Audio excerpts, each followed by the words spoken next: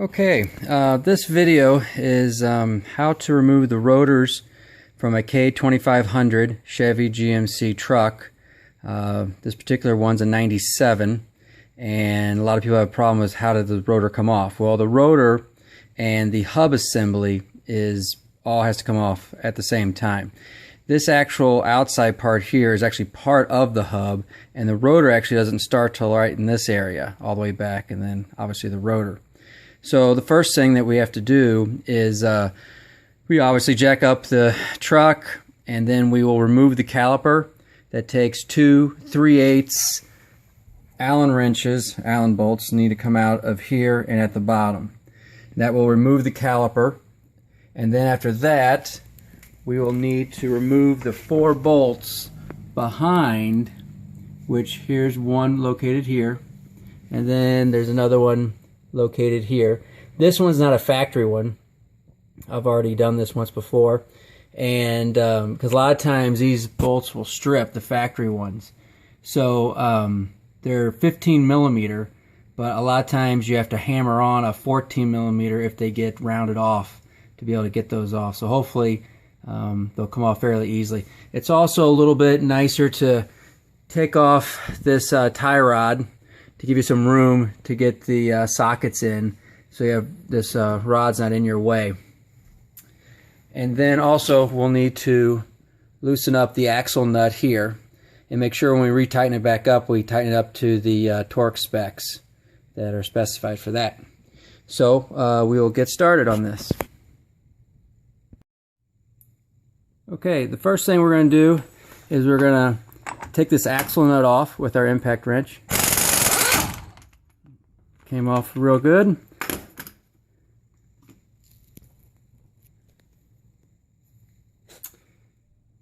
Next, we're going to use a 3/8 Allen wrench to loosen up these caliper bolts.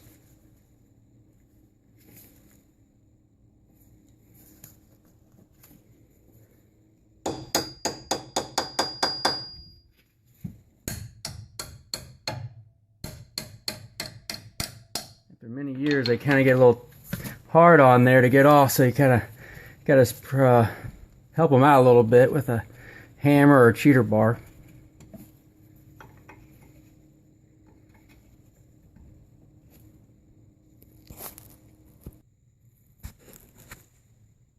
You can see now the bolts, I just brought them out a little bit, so now I can work on pulling the caliper off. Once the caliper's off, you can set it nicely on the top of the upper A-arm. A lot of people like to hang it by wire or by a bungee cord, which is also good. But this car or this truck works good with just setting it up here. Next, we're going to go ahead and try to get the 4 hub bolts off. I'm using a 15 millimeter impact socket. This one I know comes out real good. Last time I did this, I put anti-seize on these, so hopefully that'll help them come out better this time. The lower one is already rounding off, so I'm going to go to a 14 millimeter and hammer it on, 14 millimeter socket, hammer it on over this so it's real nice and tight, and then try to impact it off. I was able to get this lower one out with a 9/16.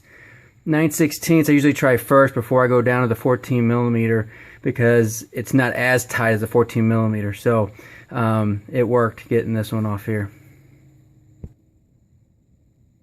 Next, we're going to take off this tie rod so we can have better access to the bolts for the 2 on this side of the hub.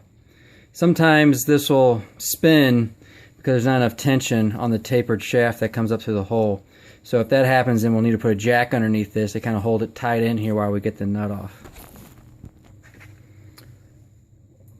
The bolt came off real good on this one, so I thread it back on just a little bit so I don't damage the threads when I hammer it down to dislodge it. Then we can swing that out of the way to give us a better access here. And a lot of times I'm changing the steering wheel, moving the steering wheel back and forth to angle the rotor to give me better access back here too. Both the bolts on this side came off really good. this is the head of a factory bolt here, and this one here is a replacement bolt that I put in.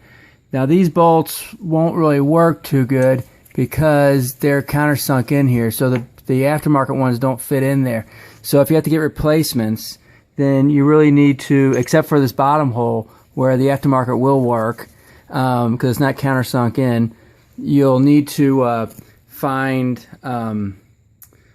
GM hub bolts replacements, or maybe you could find one that has an Allen head so it can fit in there. But see, it has this built-on shoulder, this washer, so they're really tricky bolts. The next thing we'll do is we're going to just lightly tap around the edge of the rotor, because it's going to get turned anyway, so I'm not worried about denting it, to push the hub out of the spindle. You're going to also need to, this is the anti-lock sensor. Take all this off before you take the rotor and hub off and disconnect it up here.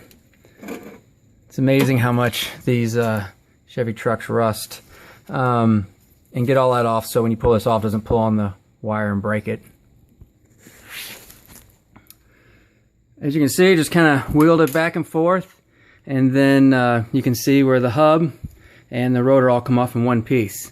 And that's where it was. So you also want to make sure when you put those back together to clean this really good. And I put a little grease in there just so in the future when you need to redo it again, or hopefully you don't have to, makes it easier to do. And inspect the CV boots, make sure they're not split, because this would be a good time to replace those. But mine seem to be in perfect shape, so I will just leave them alone. The next thing you'll see is you'll see the back of all the studs back around here, and all those are going to need to get pushed out.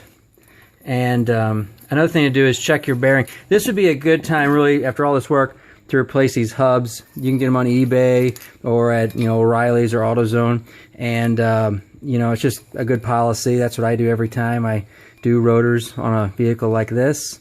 So yeah, so I'll flip this over, and then I'll show you how to knock the lugs out. Okay, all you're going to do is you're going to take one of the old lug nuts, thread it on, fairly good, because we're just going to hammer these things through. We don't want to damage the threads that are there. So usually about 2 hits, and then it pops through. And then you can lift it up just to get a little tension on it, and then unthread it, and then there you go. So you'll need to go around and do all of these, push these out of the hub flange. Okay, so as you see, I pushed out all the lugs, or not all the lugs, all the studs, and then you can kind of see how the hub is got that flange that's actually in front of the rotor. A lot of people think that's part of the rotor, but it really isn't. So then I'll just flip it over, and then as you see, you kind of got to line it up so then you can pull it out.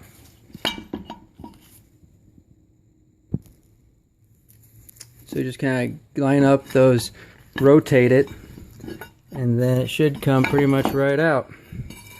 So you see how it's got these indentations here, and that's where you got to kind of like get it in and turn it to make everything fit. So there's your hub, and there's your rotor. And these hubs are in good shape. The only reason why I'm redoing these brakes is because the vehicle sat for many months and it had a rust spot on the rotor, which created a glazing, which made it vibrate really bad when you put on the brakes. So I'm going to turn or replace these rotors, and then we'll put it all back together. But that's all there is to it. Okay, we're about ready to start reassembling the hub and rotor and brake assembly.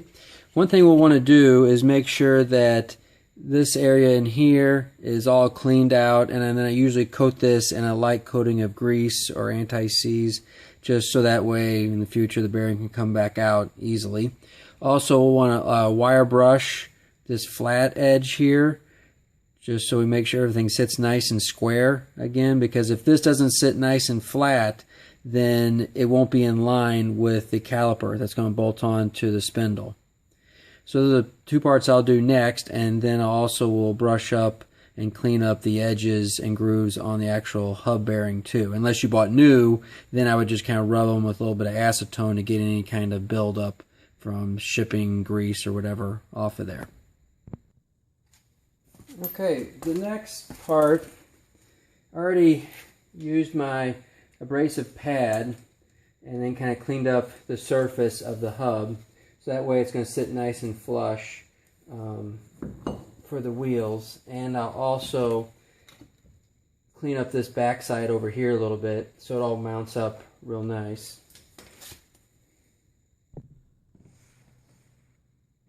Okay, the best way to do this when you're reattaching the new rotor to the hub assembly is to use a 4x4, because that'll help give us some room to put in the new studs or replace the old studs.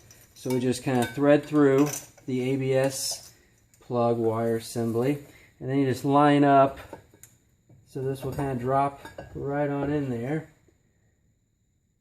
and then you can get it together. And the first thing you want to do to kind of line up the holes, and then you're going to take one of your studs and just kind of push it through, kind of hold it, and then take one of the old lug nuts and you're going to thread this on just to kind of hold it in place while you kind of hammer in all the other lug nuts. So I'm going to do that right there. Then I'm going to go ahead and do another one at the bottom down here.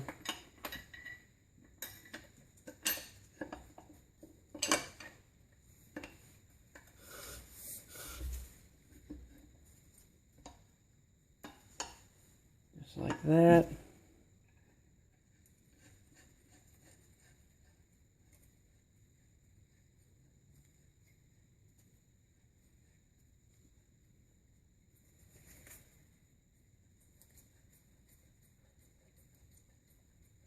Probably be a little faster if I use my impact wrench, but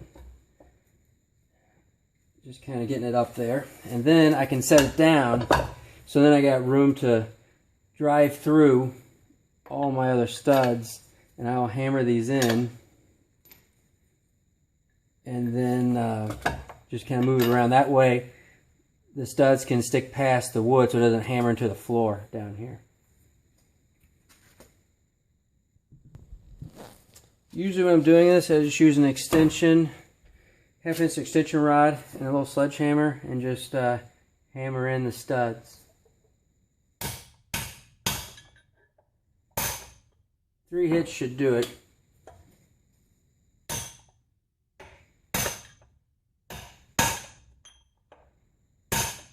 Unless they're a little stubborn like that one was.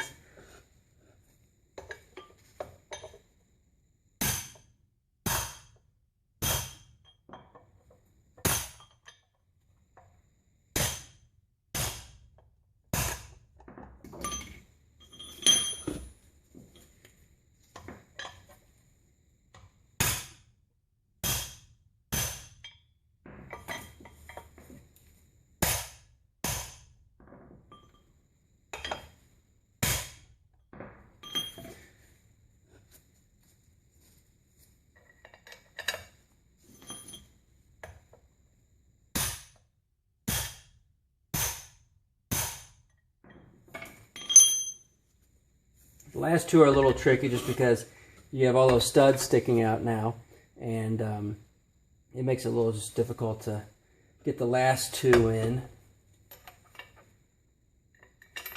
And when you bolt on the wheel, that'll kind of draw them up a little bit more if they need to come in a little bit.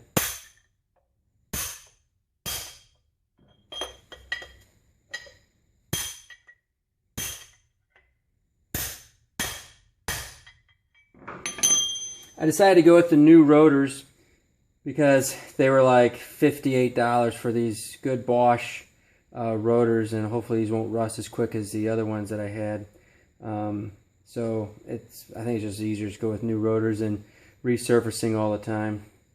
So that is the assembly back together, as you can see here. And now all we do is put everything kind of back together the way it was. As you can see, I added some synthetic Mobil 1 grease, just lightly coat it in there so it keeps everything from rusting all together if you ever have to do this again. And then now we'll just work on reassembling the hub. So just make sure that's all cleaned up. And we'll just slide it right on here. And make sure this is kind of lined up square. Because you see how it kind of moves a little bit. Make sure it's lined up a little bit square to help you kind of get it all back together.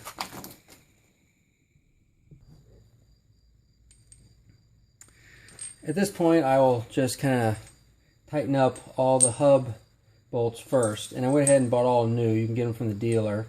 They're anywhere between $3 and $5 a piece, depending on what kind of discount you get. You can order them online also, but you know you don't know when they're going to show up. So usually, if you check a couple Chevy or GMC dealers, you'll be able to get as many as you need. I went to 2 and was able to get 8 bolts between the 2 dealers. So I'll put the O's all in. I'll put a little bit of anti-seize on them, just so they come out easy if this ever has to happen again. And then after that, then I'll snug up this the axle nut. I'll snug that up, make sure you get this washer back on, and just snug that up a little bit, and then we'll kind of re-torque everything after we kind of have it all together in here.